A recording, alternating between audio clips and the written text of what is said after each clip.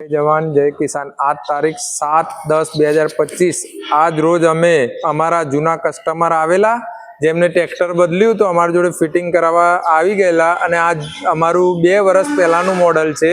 એ ગ્રાહકનો અભિપ્રાય લઈએ તે શું કહેવા માંગે છે। શું નામ છે ભાઈ તમારું? कल्पेश कुमार पारगी। કયું ગામ આપણું? संतरामपुर।